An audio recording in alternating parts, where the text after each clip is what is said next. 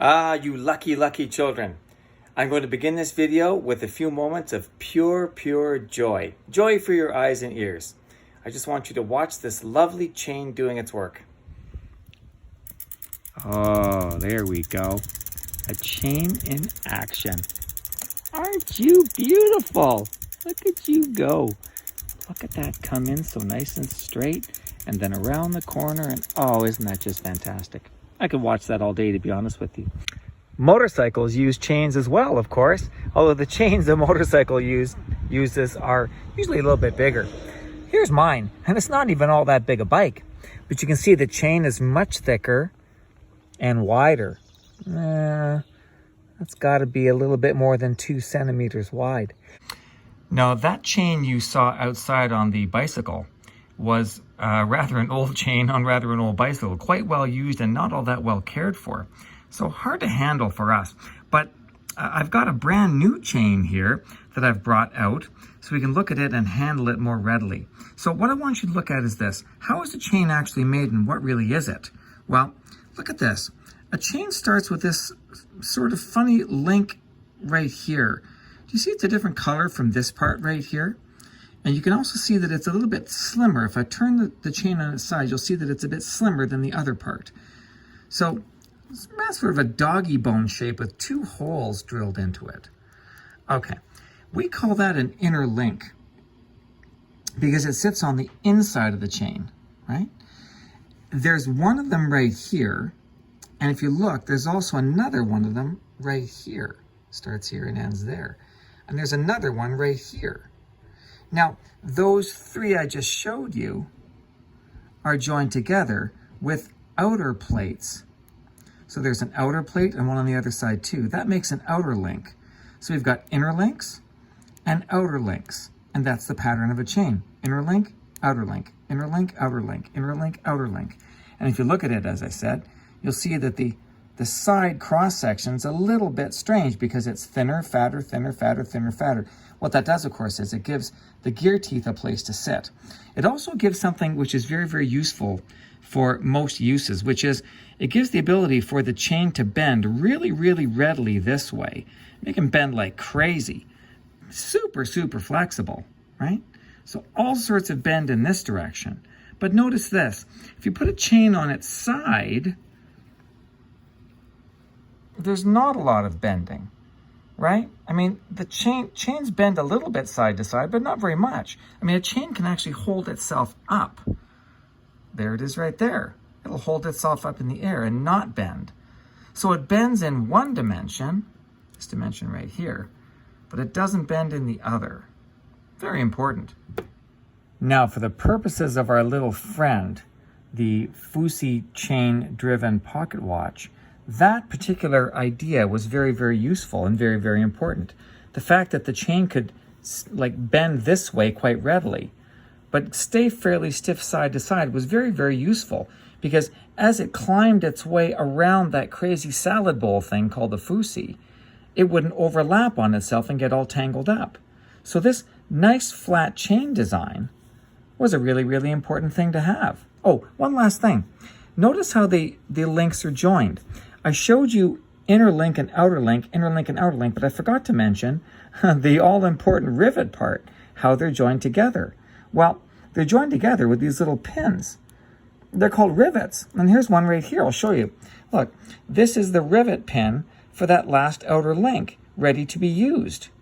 Why is it all sitting in a funny spot like that? Well, because when this chain goes on a bicycle, the last thing the bicycle builder will do is he'll wrap this around, and he'll put this inner link inside these 2 outer plates.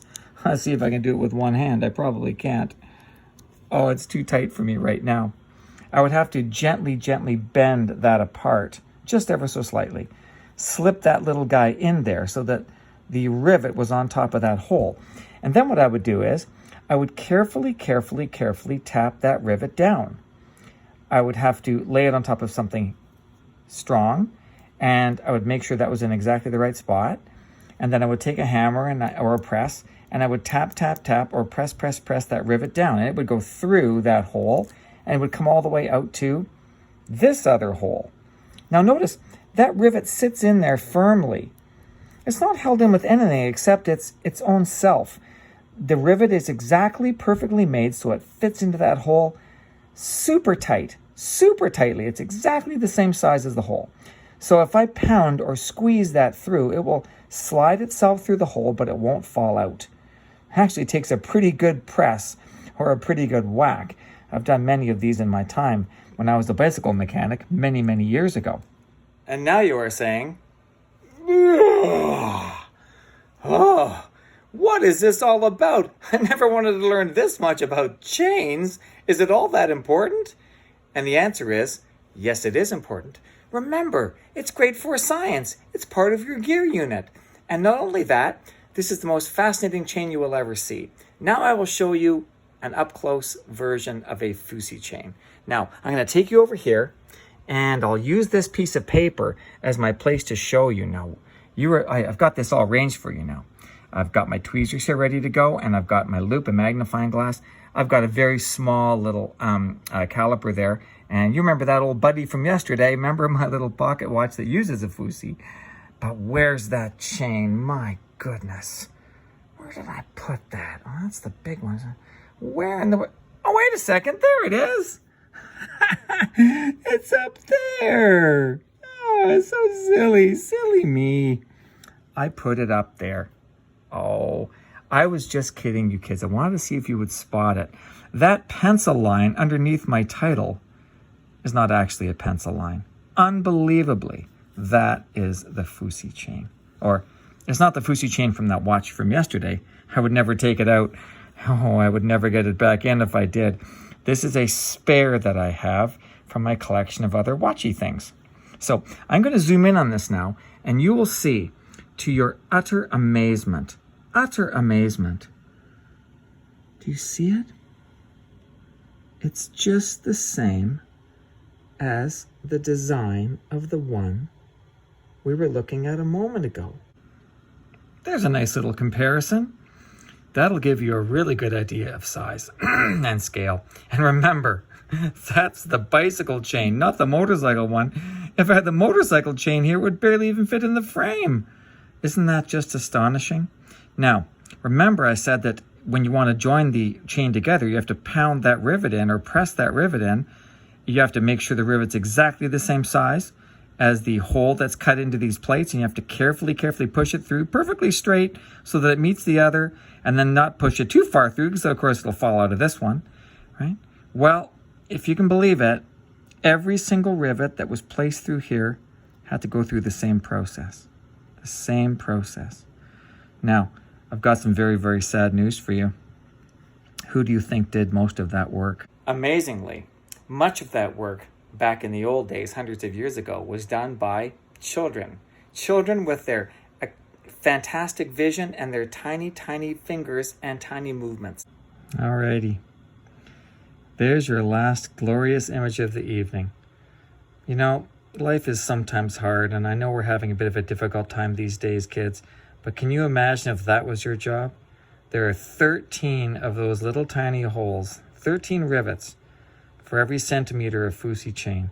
Can you imagine how hard it would be to get a rivet hammered down into that little tiny hole without dropping it, and to get it absolutely lined up perfectly and tap it in? Can you imagine? So I guess we're not as bad off as we all thought. Hope you enjoyed your lovely look at this incredible mechanical marvel. Good night.